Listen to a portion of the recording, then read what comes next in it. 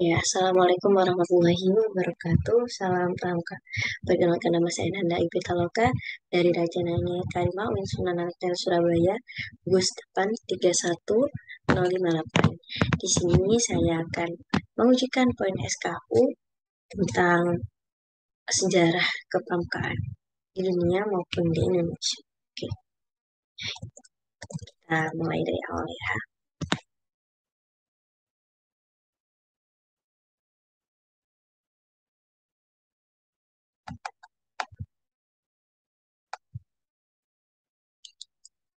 Oke, sejarah pramuka dunia. Gerakan kepanduan, sebentar ya. Gerakan kepaduan atau Scout Movement didirikan oleh Baden-Powell mulai dari tanggal 25 Juli tahun 1907, yaitu saja diselenggarakannya perkemahan di Brownsea Island, Inggris selama 8 hari, yakni tanggal 1 sampai 9 Agustus, yang mengalami sukses besar.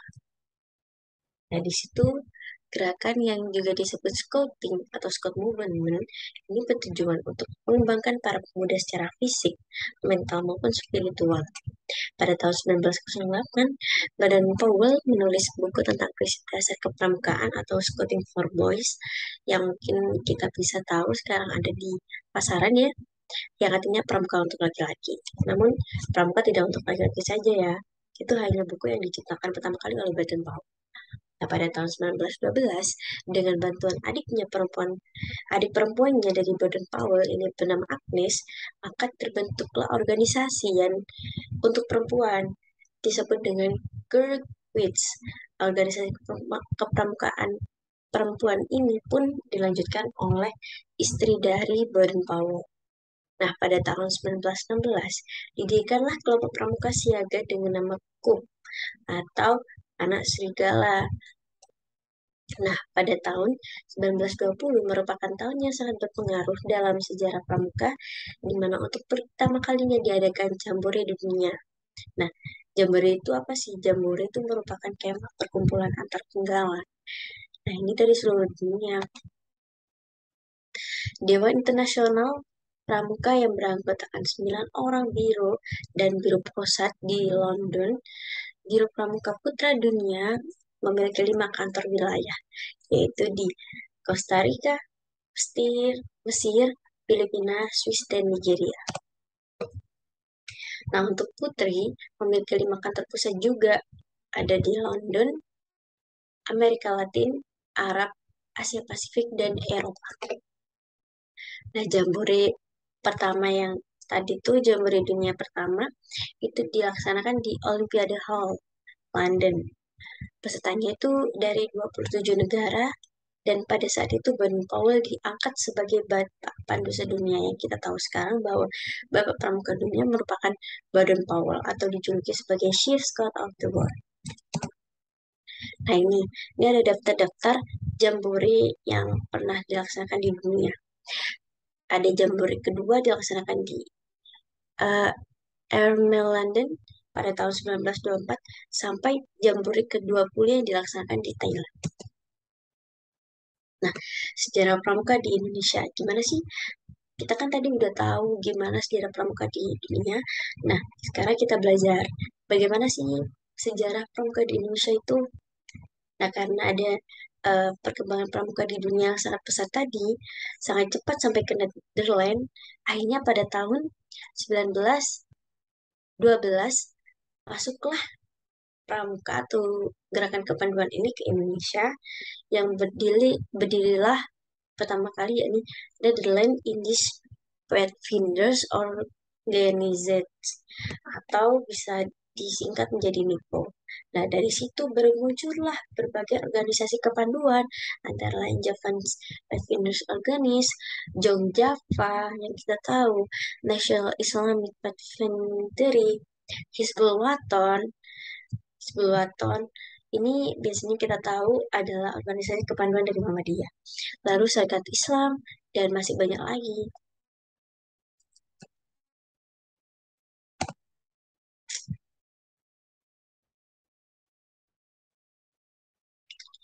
Nah, pemerintah Hindia Belanda memberikan larangan penggunaan istilah yang pertama tadi kan ada Netherlands Indische itu tadi, ada istilah Pathfindery, nah itu akhirnya dilarang oleh pemerintah Hindia Belanda. Nah, ada inisiatif lah dari Kiai Haji Agus Salim mengganti nama Pathfindery tersebut menjadi Pandu atau kita biasa tahu adalah kepanduan. Oke, dalam puncak kesadaran persatuan nasional, kita gerakan kepanduan turut berperan dalam pencetusan pencetusan Kongres Pemuda yakni tanggal 28 Oktober tahun 1928. Semangat ini terus sampai dengan Kongres Pemuda yang kedua hingga kongres tersebut berhasil. Upaya tokoh-tokoh Pandu ini tercatat dalam sejarah menghubungi perintah Belanda agar Kongres Pemuda tersebut tidak dilarang yang dilakukan oleh Saudara Sunario SH, Ketua PAPI. Nah, dari kegiatan kongres tersebut didapatlah organisasi PAPI atau persaudaraan antara Pandu-Pandu Indonesia. Selanjutnya, setelah Kongres Pemuda atau Sumpah Pemuda tersebut berhasil, maka tahun 1930 berdirilah berbagai organisasi kepanduan seperti yang tadi itu ada IPO, PK atau Pandu Kesultanan, PPS, Pandu Pemuda Sumatera, KBI, Kepanduan Bangsa. Nah, PAPI tadi dibentuk pada 1931 yang kemudian berubah menjadi PPPKI atau Badan Pusat Persaudaraan Kepanduan Indonesia pada tahun 1938. Nah, pada masa kedudukan Jepang di Indonesia atau masa penjajahan Jepang di Indonesia, organisasi kepanduan ini dilarang.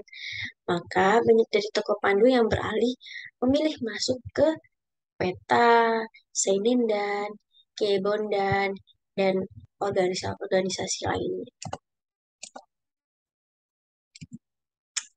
Nah, pada akhir September 1945, ini berkumpul beberapa pemimpin pandu seperti KBI, HW, SIAP, dan lain-lain untuk membentuk Panitia Kesatuan Kepanduan Indonesia. Nah, kepanduan di Indonesia ini mau didirikan, dibangkitkan dan disatukan lagi gitu. Nah, setelah proklamasi pada setelah tadi akhir September, nah sekarang pada 28 Desember 1945, organisasi Pandu Rakyat Indonesia menjadi satu-satunya organisasi kepanduan dan organisasi kepanduan yang ini sudah tidak ada. Nah, pada akhirnya dibulatkan menjadi itu tadi karena satu-satunya gerakan kepanduan menjadi Pandu Rakyat Indonesia tadi.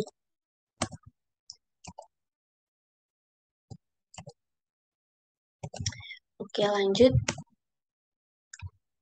Nah, karena masih muncul kebiasaan lama dari ormas atau organisasi masyarakat dengan parpol atau partai politik membentuk kader-kadernya, maka terbentuklah lagi organisasi-organisasi yang tadi, seperti dari Muhammadiyah yang ada HW atau Hizbul Waton, lalu dari NU atau Nahdlatul Ulama, terbentuklah Pandu Ansor, dari Katolik ada Pandu Katolik, dari Kristen ada Pandu Kristen.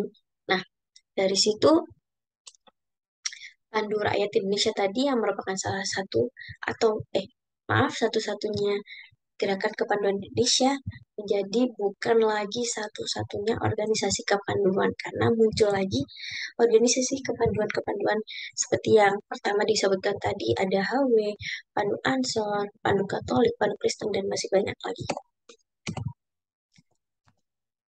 Nah, 10 hari kemudian pada tanggal 16 September 1951 wakil-wakil Pandu Rakyat Indonesia, HW, dan lainnya ini membentuk satu organisasi federasi kepanduan, yakni IPindo. Nah, IPindo ini diakui sebagai anggota WOSM.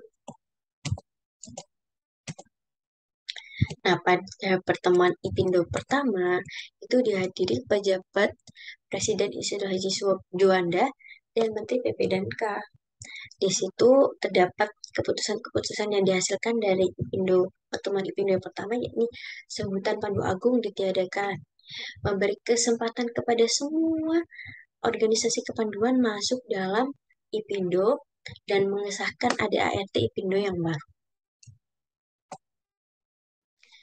Nah, pada pada pertemuan IPindo pertama tadi diperoleh pemimpin IPindo yang sekarang kita tahu sebagai Bapak Pramuka Indonesia, yakni Sri Sultan Hamengkubuwono ke-9, dan melebur organisasi federasi kepanduan seperti IPindo, Popindo, PKPI menjadi organisasi federasi baru, yakni Perkindo atau Persatuan Kepanduan Indonesia. Jadi pada pertemuan pertama IPindo tadi, IPindo dilebur menjadi Perkindo atau Persatuan Kepanduan Nasional Indonesia, begitu.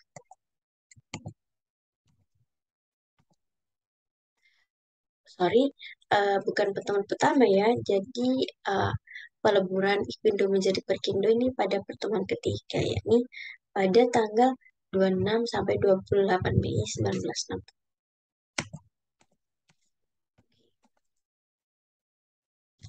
Lalu pada sidang MPLS tanggal 19 November sampai 3 Desember 1960 itu ada diadakan penertiban dalam sistem kepanduan. Lalu mereka juga menyetujui rencana pemerintah mendirikan pramuka. Jadi kepanduan dibebaskan dari sisa-sisa badan Paulisme dan pemerintah ingin membentuk dan merencanakan pendirian pramuka.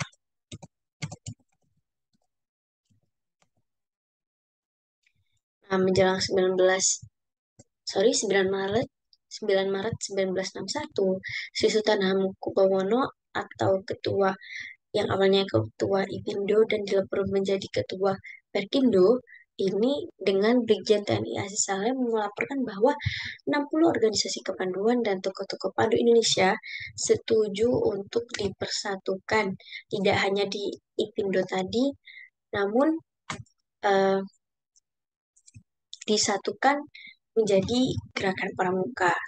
Nah, IPindo yang awalnya dilebur menjadi Perkindo, sekarang dilebur lagi menjadi Gerakan Pramuka, atau biasa kita disebut dengan uh, kepanjangannya yakni Praja Muda Karana, atau bisa kita artikan sebagai organisasi di mana Persatuan Pemuda-Pemuda Indonesia yang saling berkarya.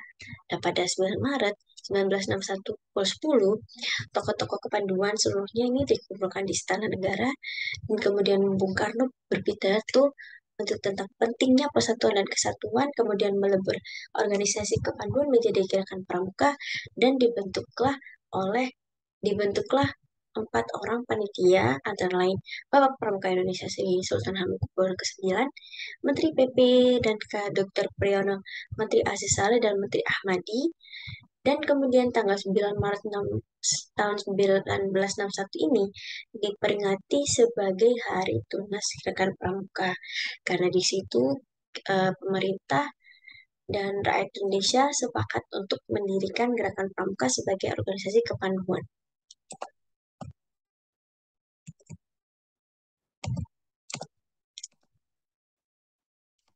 Nah, pada tanggal 14 Agustus tahun 1961, Gerakan Pramuka ini resmi diperkenalkan kepada seluruh rakyat Indonesia dan diadakan apel besar yang diikuti oleh lebih beribu-ribu anak dan pemuda di Indonesia, di Jakarta, dan di tempat-tempat lainnya di Indonesia.